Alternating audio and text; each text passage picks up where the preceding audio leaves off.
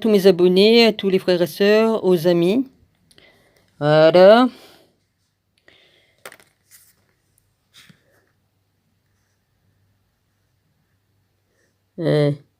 Alors, là je vais lire un petit peu de trucs sur les francs-maçons.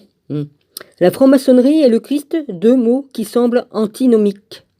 N'a-t-on pas débattu et écrit sur l'anticléricalisme des francs-maçons, sur la conspiration judéo-maçonnique qui faisait là une de toute une presse dans une des périodes les plus sombres de notre histoire. Bref, sur toute une démarche de pensée maçonnique qui tendrait à s'opposer à l'enseignement du christianisme et de l'Église et à remettre en question toute la culture et le patrimoine chrétien de la société française.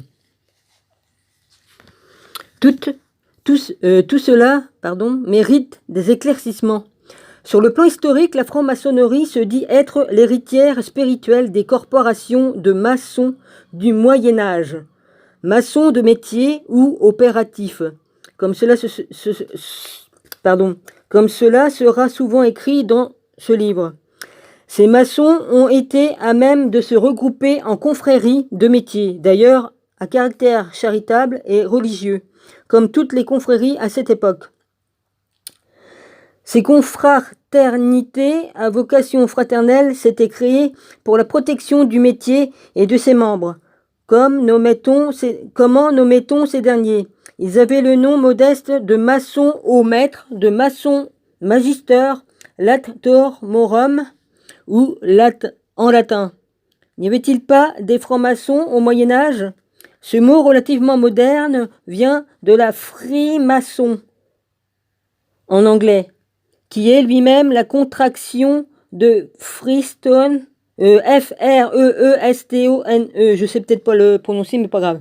Maçon ou maçon de pierre franche, c'est-à-dire un métier calcaire que les tailleurs d'images ou sculpteurs pouvaient travailler facilement. Le mot franc-maçon, comme nous le verrons plus loin, est devenu franc-maçon lorsque la franc-maçonnerie venant d'Angleterre est arrivée sur le sol français au début du XVIIIe siècle. Ils auraient mieux fait de rester chez eux, les Anglais, hein, parce que eux, enfin bref, je vais fermer ma gueule là-dessus, hein, et je vais pas dire ce que je sais. Bon, vas-y, je la ferme. Hein, parce que là, je vais la fermer. Il vaut mieux que je la ferme. Ça n'a rien à voir avec... il y a franc-maçonnerie et... Il y a plusieurs clans de la franc-maçonnerie. Voilà, c'est ça que je veux dire. Il y en a plusieurs clans. Il y a des bons et il y a des mauvais. C'est tout ce que je dirais. Mais revenons à notre maçonnerie opérative médiévale, celle des bâtisseurs de cathédrales. Celle-ci était tout naturellement chrétienne. Voilà, les premiers étaient chrétiens. Du temps qu'ils ont monté les cathédrales et tout ça. Mais je vois pas pourquoi ils ont mis des... Oh, ben je vais la fermer aussi, parce que je sais tellement de trucs que... Vas-y. Les maçons de métier avaient l'église comme employeur et les premiers architectes ont été formés par les moines dont les monastères, les religieux au Moyen-Âge avaient même été portés à s'intéresser au métier de maçon. Ils avaient édicté des règles de chantier et ils en avaient écrit une histoire légendaire remontant à l'Égypte antique. Ah, ils vont me parler de... Ah oui, je vois de qui vont me parler. Je le connais celui-là, bah évidemment. Hein, si je connais pas... Bon, je continue. À l'Égypte antique, elle faisait d'Euclide, le créateur de la géométrie et le fondateur de la maçonnerie. On trouve dans l'un de ses textes, M.S. Rigius, 1390, cette phrase édifiante. Celui qui veut connaître ce métier de maçonnerie doit sans cesse aimer Dieu et la Sainte Église. Ce furent les premiers temps de l'histoire maçonnique. Mais la Sainte Église, à cette époque-là, elle n'existait pas. Jésus n'était pas encore venu, si on va si loin. Faudrait que je fasse des recherches sur... Ouais. Du temps du Moyen-Âge, oui, mais... Du temps des machins, là, vas-y. Le premier franc-maçon, c'était Toutankhamon, donc... celui... Ça, je le tiens et j'en suis sûr, hein, parce que je l'ai vu dans un livre. C'est quand même assez vieux, Jésus n'était pas encore venu sur Terre, hein, du temps de Toutankhamon. Hein. Bon, la fin du Moyen-Âge venant, les chantiers devinrent de moins en moins nombreux, et la plupart se terminant, les loges des maçons de métier commencèrent à être sur le déclin. D'après certaines théories, elles recoururent alors à ce que l'on appelait l'acceptation de membres étrangers au métier. Ces derniers étaient pris essentiellement parmi la bourgeoisie. Ah bah alors il doit y avoir mes descendants qui sont allés là-dedans. Hein. Ouais, bon, mais aussi parmi des intellectuels ou même des membres d'autres métiers. Tous avaient le statut de protecteur du métier. On a appelé cette période la période de transition. Cette dernière peut être considérée comme le tout début de la maçonnerie, non opérative, car ses membres ont sans doute fait de ces loges opératives sur le déclin des centres de réflexion et d'accueil, où des idées nouvelles étaient peut-être débattues. Puis arriva le jour où les opératifs disparurent complètement, laissant la place aux non-opératifs. Ce que nous venons d'écrire sur la théorie de la transition est à comprendre avec des nuances, car les sources iconographiques manquent. Et cette période fondamentale de la franc-maçonnerie naissante est remplie de zones d'ombre. Nous l'avons simplifiée volontairement. Ouais, vous avez raison, parce que les gens sont tellement nuls qu'ils comprendraient pas. Ah! Pourtant, c'est pas compliqué à comprendre. Bon. L'historien. Je vais pas mettre son nom là, parce que je vais pas mettre son nom. Vas-y, j'ai pas le droit de dire les noms. Hein. Le 24 juin 1717, jour de la Saint-Jean d'été, tiens, comme par hasard, vit à Londres la création de la première grande loge entièrement spéculative de l'histoire maçonnique. Le jour de la Saint-Jean. Hein. Là, ça me frappe, toi. Ça me frappe vachement. Elle fut créée par deux religieux, le pasteur protestant James Anderson, je peux dire son nom, il est mort depuis des siècles, qui était, hormis qu'il ait encore des descendants, ouais, bon, des Anderson, il y en a beaucoup, hein, qui était un Écossais, et le prêtre anglican d'origine française Jean-Théophile Dessagulier, fils d'un immigrant protestant de La Rochelle.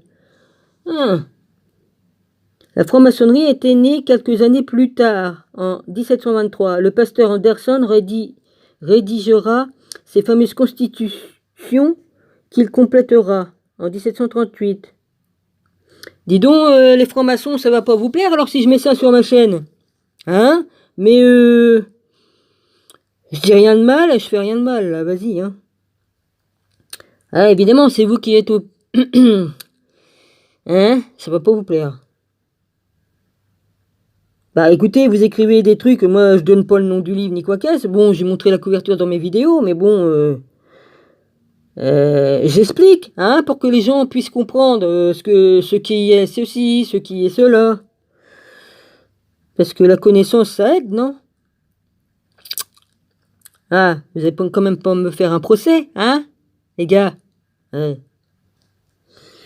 Je suis en train de réfléchir, moi je me dis merde, hein?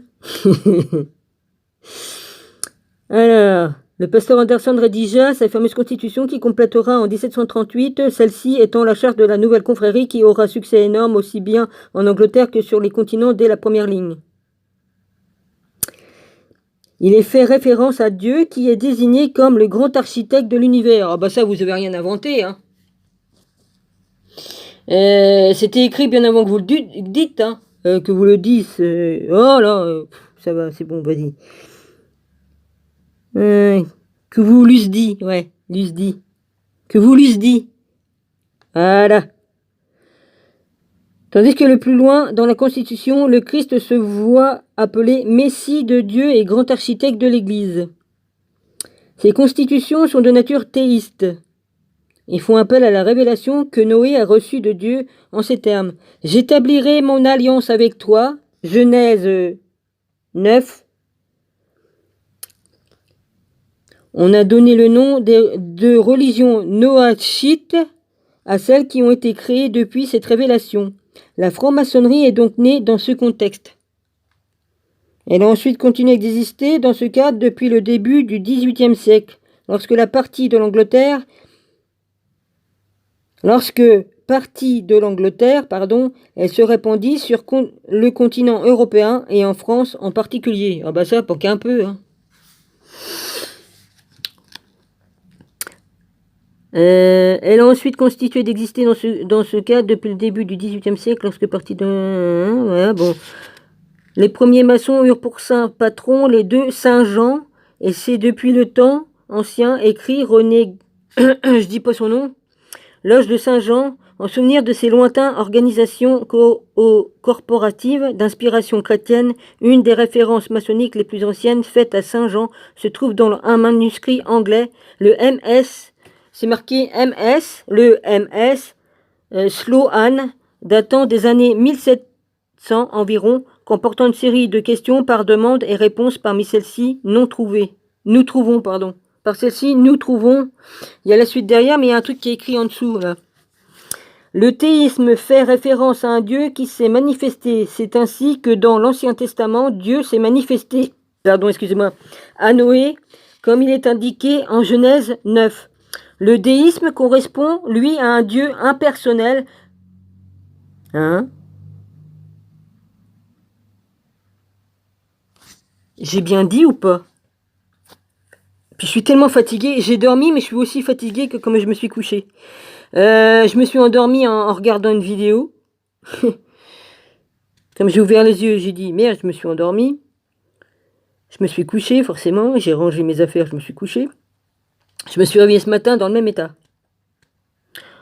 Le théisme fait référence à un Dieu qui s'est manifesté. C'est ainsi dans l'Ancien Testament. Dieu s'est manifesté à Noé comme il est indiqué en Genèse 9.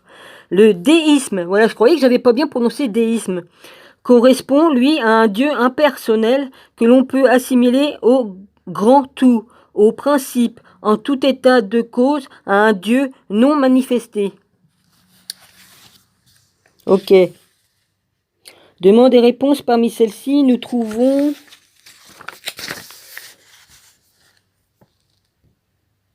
Alors ils mettent Q, un Q où fut convoquée la première loge. Pourquoi qu'ils mettent un Q devant Q, point, puis après ils mettent où fut convoquée la grande loge? J'y comprends rien. R, dans la Sainte-Chapelle de Saint-Jean. Bah ils mettent R, point, puis après dans la Sainte-Chapelle de Saint-Jean.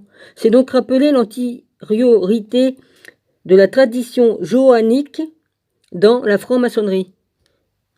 Ces instructions se terminaient par la transmission des signes de reconnaissance ainsi que par une poignée de main particulière, ça on la connaît, échange entre les deux protagonistes, au cours de laquelle l'un des deux dira « Frère Jean, vous salue bien ». Ah, c'est ça.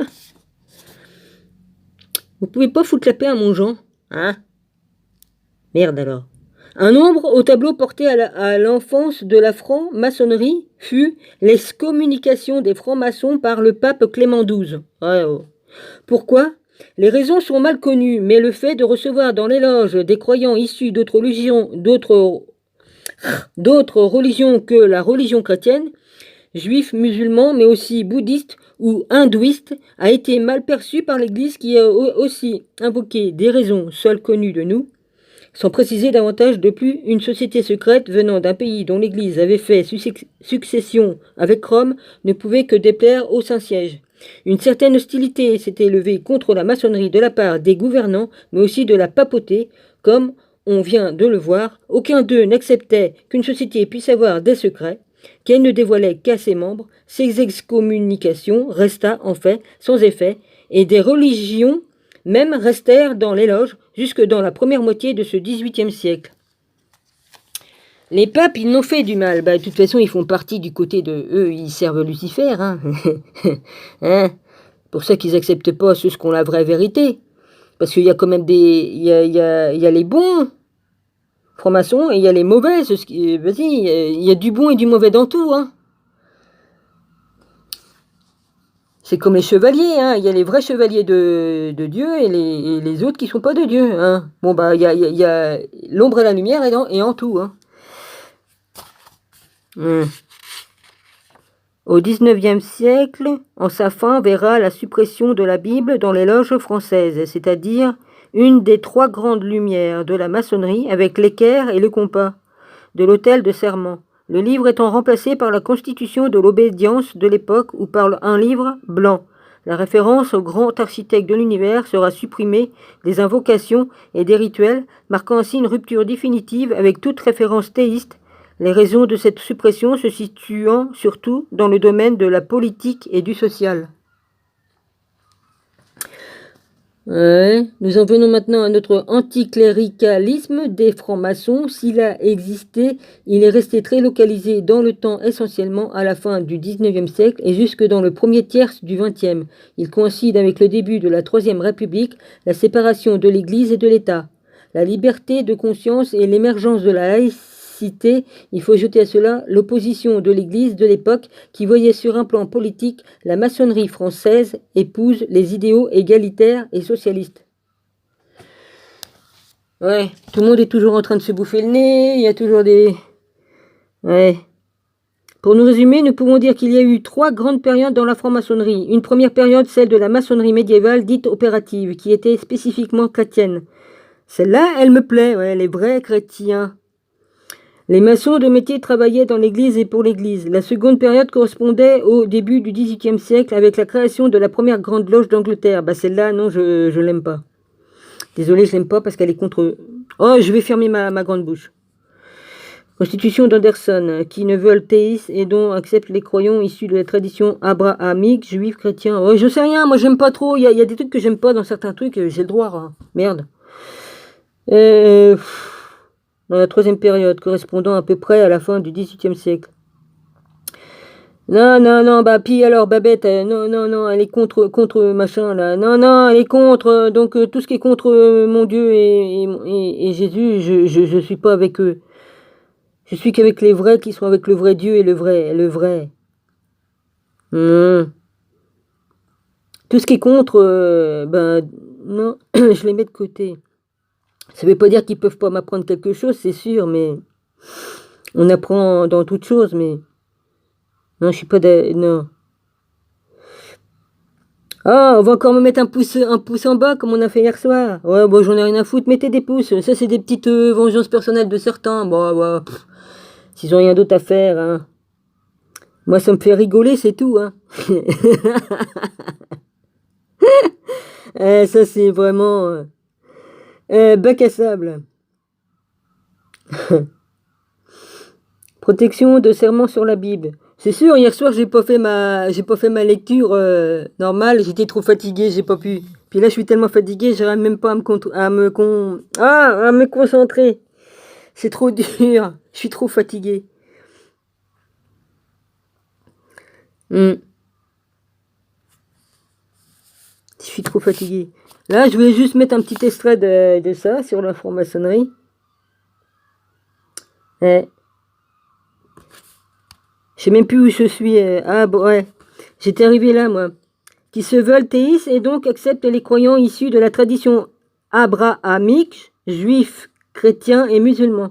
Enfin, la troisième période correspond à peu près à la fin du XVIIIe siècle et au XIXe, où l'influence de la philosophie des Lumières, du positivisme naissant, des bouleversements sociaux a éloigné certains maçons de toute forme de croyance. La prestation de serment sur la Bible ayant disparu en 1878, ainsi que la vocation au grand architecte de l'univers. Bah ça c'est dommage. Fallait pas enlever la Bible ni ça. Il fallait pas l'enlever. Donc vous reconnaissez même plus le grand architecte ni la Bible. Donc vous rejetez le vrai Dieu. C'est tout ce que j'ai à dire. Excusez-moi, j'arrête là à 18h32, je sais même pas si elle va passer.